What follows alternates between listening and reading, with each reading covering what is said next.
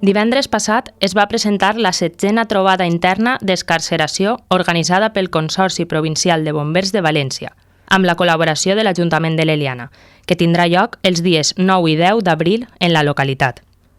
L'acte ha comptat amb l'assistència del diputat i president del Consorci de Bombers de València, Avelino Mascarell, l'alcalde de l'Eliana, Salva Torrent, i representants del Comenex, Comitè de Trobades d'Escarceració del Consorci.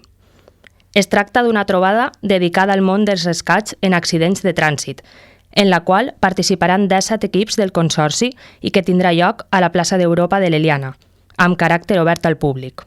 Per a nosaltres és un plaer rebre per segona vegada este encontre d'escarcerament. Ja ho vam fer en l'any 2023 i la veritat és que creiem que és molt xulo veure com treballen els bombers, el Consorci de Bombers, en el rescat de les possibles víctimes dels accidents. Jo crec que és molt bo per a la formació d'ells, però també és molt visual per als veïns i veïnes de l'Eliana que s'acosten i que veuen com treballem. Realment fan un treball minuciós.